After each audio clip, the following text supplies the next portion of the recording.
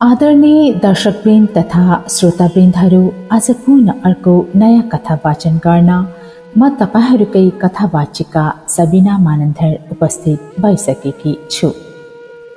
नमस्कार जेजेलप्पा। तपाईहरू हेरिरहनु भएको छ संसार अनलाइन टिभी। यो हो कथामाला, जीवनका रङहरू उनेर बुनेको कथामाला। कथा केवल अक्षरहरूको संयोजन मात्र होइन, हृदयका अनुभूतिहरूको संकलन पनि हो।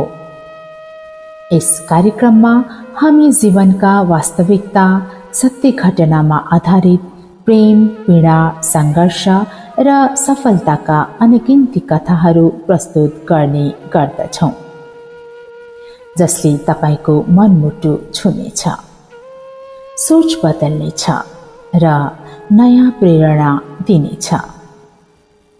आजको विशेष कथामा डुबुल्की मार्न तयार हुनुहोस्।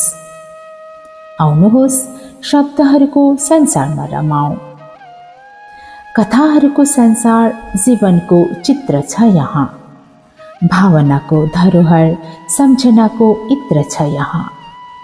हर शब्द शब्दमा चेतनाको उज्यालो खोज्दै कथामालासँगै यात्रा गरौँ हामी। आशाको मित्र छ यहाँ। यो कथा 2082 सालको नामी साप्ताहिक पत्रिकामा वैशाख महिनाको 26 गते शुक्रबारका दिन प्रकाशित कथा हो। यो कथामालाको 40औं भाग हो, जसलाई लेख्नु भएको छ कथाकार दीपक विवश आशुले। कथाको शीर्षक छ हेलमेट भित्रको बेग्लै संसार। कथा यसरी सुरु हुन्छ। काठमाडौँ उपत्यका, जहाँ भिडभाड, धुलो, ट्राफिक अनि थकाइको माझमा पनि हजारौं सपना दौडिरहन्छ।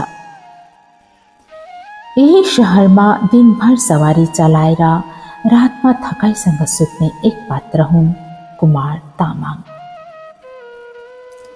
बाइकको पछाडि बसेका अनगिन्ती अनुहारहरूलाई कथा सम्झेर बाँचेका यी युवकको जिन्दगी हेलमेट भित्र थुनिएको गम्भीर भावनाले भरिएको छ। कुमार तामाङ सोलुखुम्बुको विकट गाउँमा जन्मेका थिए। उनको सपना पत्रकारिता थियो, तर काठमाडौँले उनीसँग त्यो सपना चाँडै खोसेर हातमा पठाउको मोबाइल एप थमाइदियो। उनी पाठशालाको कक्षा छोडेर सडकको स्कुटरमा बस्न बाध्य भए।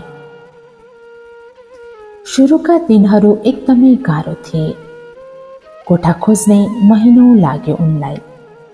सस्तो, पानी आउने, सुरक्षित कोठा, यी तीन कुराको मेल कहिल्यै मिल्दैनथ्यो। अन्ततः कोटेश्वरमा एउटा सानो कोठा लिएको थिए। छेउमै एउटा अटो वर्कसप थियो, जसको आवाजले बिहान चाँडै उठाउँथ्यो। तर त्यही आवाज आजसम्मको साथी बनेर बसेको छ मसँग। कस्तो जिन्दगी, कस्तो सपना यहाँ। शहरका गल्लीमा हरायो चिन्तन जहाँ, हेलमेट भित्र लुकेका ती मनका कथा, न बाइकले बुझे न यात्रुले नै बुझ्यो यहाँ। पठाउ चलाउन सुरु गरेको पनि सहज थिएन।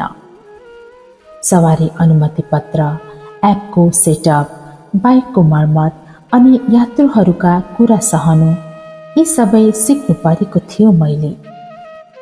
पहिलो दिन त मन साह्रै नै दुखेर आएको थियो मेरो। एक यात्रुले लोकेसन फरक देखाएर जानुभयो। गन्तव्यमा पुग्दा करिब 7 किलोमिटर बढी चलेको थियो बाइक।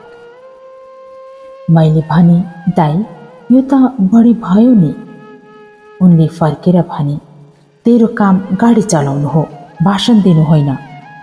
म चुपचाप फर्के। त्यो दिन म धेरै बोलिन। यस्ता अनुभवहरू धेरै छन् मसँग। कोही यात्रुले पैसै नदिई भाग्थे, कोही चढ्न साथ गाली गर्न थाल्थे। तर त्यसमध्ये केही यात्रुहरू भने मेरो जीवनकै मेरुदण्ड बने। पठाउ चलाउँदा मैले थुप्रै यात्रुहरूसँग यात्रा मात्र होइन, आत्माको भेट पनि गरेँ। एक दिन मेरो बाइकमा एक अधवैंशी पुरुष चढे। लाजिमपाटबाट कलङ्की जाने भनेका थिए उनले। बाटोभरि उनी बोलेनन्। जब झर्न लागे मैले सोधेँ, दाई, केही अप्ठ्यारो पो भयो कि तपाईँलाई? मुस्कानको ओसले छुपिन्थ्यो पीडा, हराउँथ्यो आँखा, झल्किन्थ्यो निन्द्रा। बोल्दैनन् केही तर आँसुले बताउँछ, एक यात्रुका मनले बुझेर मनले सताउँछ। ती पुरुषको आँखाबाट आँसु खस्यो। तिमीले थाहा नपाउने कुरा छ बाबु, उनले भने। म यो शहरमा ठुलो सपना लिएर आएको थिएँ। आज मेरी छोरीको बर्थडे हो, तर म खाली हात फर्किँदैछु। म उनको कुरा सुनेर स्तब्ध भएँ। त्यो दिन मैले उनीसँग पैसा मागिन। अर्को पटक मैले स्कुटरमा राखेँ एक किशोरी। त्यो दिन मैले पैसा लिन मानिन। अर्को पटक मैले स्कुटरमा राखेँ एक किशोरी। आँखामा गहिरो निराशा बोकेकी थिएँ। उनी झरेपछि मेरो मोबाइलमा मेसेज आयो, दाई, तपाईको मुस्कानले मलाई आज आत्महत्या गर्नबाट जोगायो। म फेरि पढ्छु उनको मेसेज। त्यस्तै दिन थियो जब मैले पछाडि बसाले रन्जु थापा। कतारमा काम गरेकी उनी छुट्टीमा नेपाल आएकी थिइन्। बाइक चलाउने मेरो अनुहारले उनलाई तान्यो। कुमार, तिमी मेरो साथी बन्न सक्छौ? रन्जुले प्रश्न गरिन्। म त बाइक चलाउँछु दिदी, तपाईलाई जहाँ लानु छ लैजान सक्छु। साथी त मनले बन्ने कुरा हो। विदेशले बिर्सिएको नारीको व्यथा देशमै खोज्छ साथ जसले देओस् दिशा। हेलमेट पछाडिको चोखो आत्मीयता कहिल्यै बुझ्दैनन् नबुझे देहको तृष्णा। रन्जु हाँस्छिन्। उनमा भावनाको अभाव थिएन, तर उनी चाहन्थिन् शरीरको साथ। विदेशमा बिताएको शून्यताले उनलाई भावना भन्दा देहको माया गराउन थालेको थियो। रन्जुले खुलेर प्रस्ताव राखिन् मसँग। म मौन भएँ। उनले भने, म तपाईको पीडालाई बुझ्न सक्छु, तर मेरो मनले तपाईको शरीरभन्दा पहिले तपाईलाई श्रद्धा गरिसकेको छ। फेरि एक दिन माया गुरुङसँग भेट भयो। बेलायतमा बस्ने उनी श्रीमानसँग छुट्टिएर नेपाल आएकी रहेछन्। उनले मलाई भनिन्, तिमी जस्तो केटो बेलायतमा भएको भए म फेरि बिहे गर्थेँ।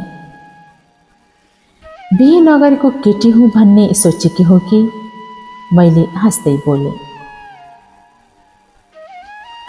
माया रिसाइन्, तर भित्रै कतै भावनाले छोइसकेको थियो उनलाई। उनी दिनहुँ मलाई बोलाउँथिन्, कहिले बौद्धमा, कहिले गोदावरी, कहिले कार्तिकेको बिहानको नगमा जस्तै रमाइला डाँडामा। एक दिन बौद्धको छेउमा चिया पिउँदै उनले भनेकी थिइन् मलाई, तिमीसँग शान्ति भेटिन्छ कुमार। पैसा, शोहरत, बुढा छोरा सब छ, तर शान्ति छैन मनमा। तिमीसँग 15 मिनटको बसाइले मलाई जिन्दगी सम्झाइदिन्छ। शान्ति त खोजिन्छ मुटुका तहबाट, सम्बन्ध चाहिन्छ अनुभूति बहबाट। हेलमेट भित्रको सुरले छोयो आत्मा, मन हराउँछ यात्रुका त्यो तबकाबाट। ती भावनाहरू गहिरा हुँदै गए।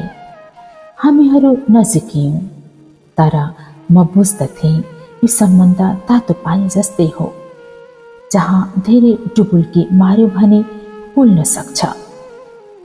मैले प्रेमलाई सीमामा राखेँ, माया फर्किन् एक छिल्को छोडेर। फेरि अर्को दिन उपासना श्रेष्ठ दुबईमा बस्ने। मेरो आवाज मन पराएर भिडियो कलमा भेटेकी थिइन् उनी।